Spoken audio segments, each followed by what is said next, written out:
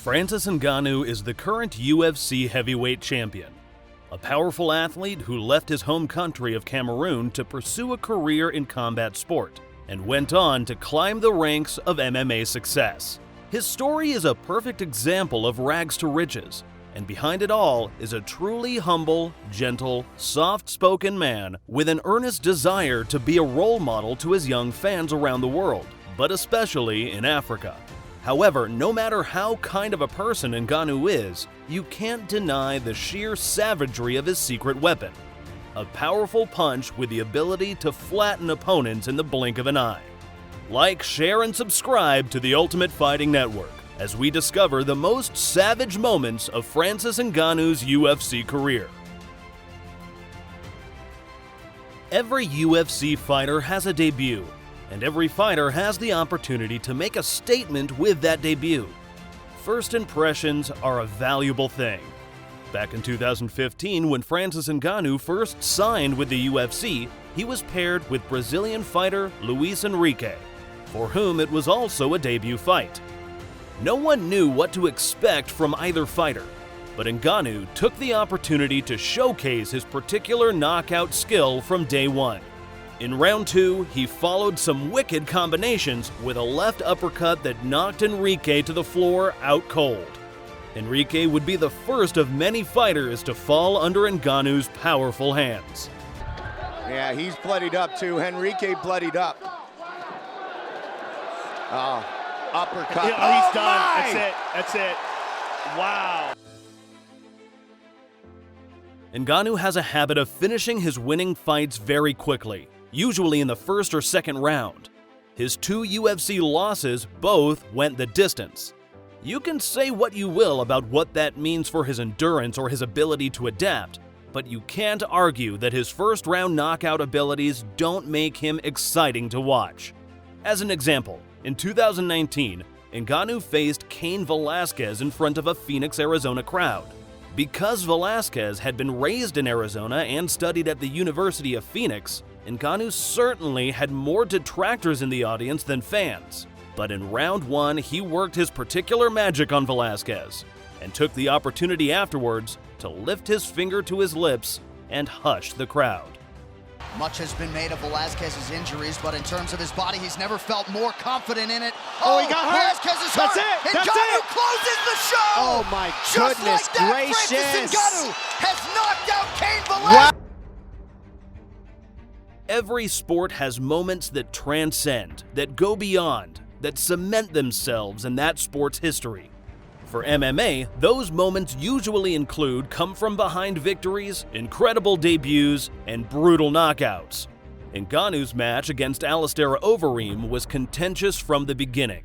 Overeem was a longtime veteran of the sport and had certainly had his day as a powerful striker.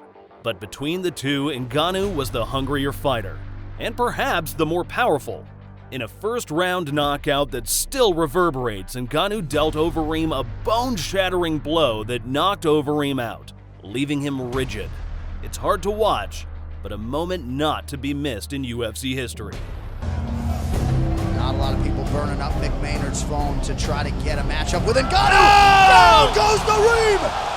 Francis Ngannou has arrived! Thanks for watching this far. Please help support us by liking this video and subscribing to our channel. We appreciate you.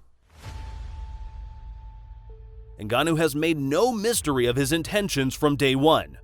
Heavyweight championship. Every move he has made in his career has been with that goal in mind.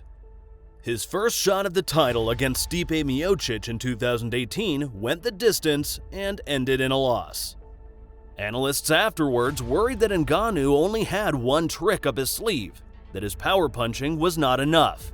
He needed to be more well-rounded to take on a fighter with such diverse skills as Miocic.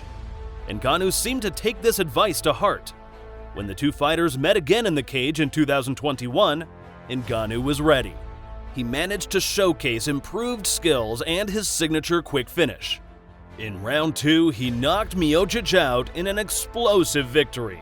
The heavyweight championship he had long sought was finally his. Hype is the bread and butter of the UFC. and fighters say all kinds of things about themselves in order to hype up a fight. The organization also leans heavy on these superlatives, just to make things more interesting. But rarely does science actually back up a claim. Ngannou's punching power is infamous, but just how powerful is it? In 2017, Ngannou's punching was measured at the UFC Performance Institute, and it was discovered that his punching power is equal to around 93 horsepower, which is the equivalent of getting hit by a small family car. Not just a boast, science backs up that Francis Ngannou is one guy you don't want to get hit by. Higher speeds generate higher forces, and Francis has demonstrated some huge numbers today. The crazy thing is, when you look at these numbers and compare them to horsepower, that 51,064 foot-pounds per second is equivalent to just under 93 horsepower, which is the same as a small family car. Last but definitely not least, we can't let this list of savage moments go by without mentioning what Ngannou's championship win means. Not just to him, but also to his nation of Cameroon and Africa as a whole. In defeating Miocic, Francis Ngannou became the first African-born heavyweight champion in UFC history. This is a big deal for a variety of reasons, but one of the main ones is the reason Ngannou is in the United States in the first place.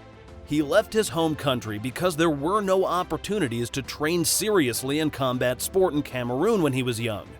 He emigrated to Europe, learned boxing and martial arts, and eventually made it to the US.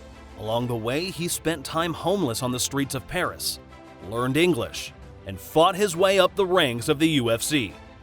Now, Ngannou uses his platform, fame, and wealth to give back to his home country, pouring money into athletics for youth so that no one has to make the difficult and painful journey he did in order to become a professional athlete. Pretty savage, if we do say so. Congratulations, sir. It was an honor to call your fight. I feel like I witnessed history tonight, and I just want you to appreciate this and take this all in. I know your journey, so this has got to be extra special. Congratulations, sir. Thank you very much, Joe. This is very special, as you said, you know, and I owe this to all people, my supporter, or my family who is back home right now. The whole Cameroon right now is mobilized, watching the fight.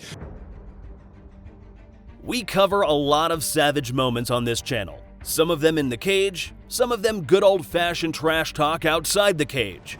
But Francis Ngannou is one of those fighters who just seems like a genuinely nice guy in interviews. He doesn't have rivalries, he doesn't get vicious. But when you go toe-to-toe with him in the octagon, look out. Because if he unleashes that savage power on you, it's over. What's your favorite savage moment from Francis Ngannou's career? Is there one you love that we didn't mention? Comment below and don't forget to like, share, and subscribe. Thank you for watching the Ultimate Fighting Network.